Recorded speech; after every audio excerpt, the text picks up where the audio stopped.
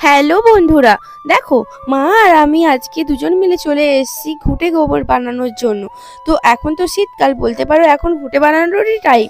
তো যাই হোক, মা আজকে এই দেখো লাঠিগুলোতে গোবর মাখাচ্ছে। কি ভাবছো, কি করবে? তো এই লাঠিগুলোতে গোবর মাখানোর একটাই কারণ হচ্ছে, এইগুলো যখন শুকনো করতে দেবে না, এগুলো ঘুঁটে হয়ে যাবে। তারপরে যখন উনুনে দেয়া হবে, তখন উনুনে এই কাঠগুলো খুবই কম প্রয়োজন হয় আর অনেকক্ষণ জ্বলে। তারপর তো মা আর আমি দুজন মিলে গুল তৈরি করতে বসে গেছিলাম।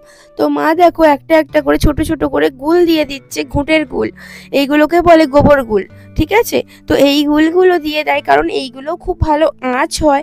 যখন বিশেষ করে রুটি করা হয় আমাদের ঘরে, তখন মা এইগুলো ব্যবহার করে। ভীষণ ভালো, এগুলো আঁচের উনুনে দেয়। তারপর দেখো এইগুলো দেখতে মানে যতটা ভালো লাগে যে ছোট ছোট হয় যখন শুকনো হয়ে যায়, কিন্তু এগুলো না প্রচণ্ড দিতে ধৈর্য লাগে, কারণ এগুলো অনেক ছোট ছোট আর অনেকটা টাইম নিয়ে নেয় করবার জন্য। তো আজকে মাকে বললাম, মা একটুখানি বানিয়ে তো অন্তত দেখাও। তারপর মা এগুলো বললো, ঠিক আছে আমি তোর জন্য কতগুলো বানিয়ে দিচ্ছি, তুই দেখে নে। এই মানুষটাকে যতই দেখি না মা, ততই অবাক হয়ে যায়। কখনো আমি দেখি না মা বসে থাকে। মা যখনই সময় পায় তখনই এইরকম ছোট ছোট কাজগুলো মা করে রেখে দেয়। কারণ এগুলো দেখো একবার দিয়ে দিলে মানে শুকনো হতে তো তোমার 5 থেকে 6 দিন, বলতে পারো 1 সপ্তাহ তো লেগেই যায়। তারপরে এগুলোকে তুলে ভালো করে বস্তায় করে রেখে দেয়। আর তারপরে দেখো তোমাদেরকে আর একটা ঘুঁটে শেয়ার করি। এই ঘুঁটেটা কিন্তু আমার নিজের খুব ফেভারিট, কারণ মা এগুলো হাতে নেই আমার তোই শেষ হয়ে যায়, কারণ মুঠো করে করে জাস্ট ফেলে দেয়।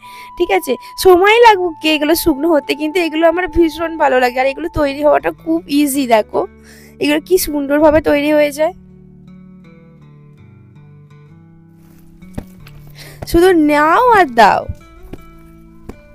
তো তারপরেই আমরা দুজন মিলে কিন্তু চলে গেছিলাম ঘুঁটে তোলবার জন্য। তো আর দেখো আমি বেশি কিছু বলছি না, চল বাকিটা তোমরাই দেখে নাও, ঠিক আছে?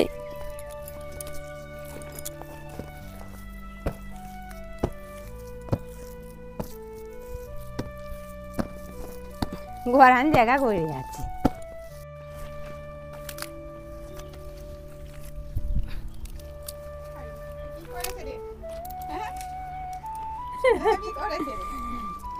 লাঠি গোবর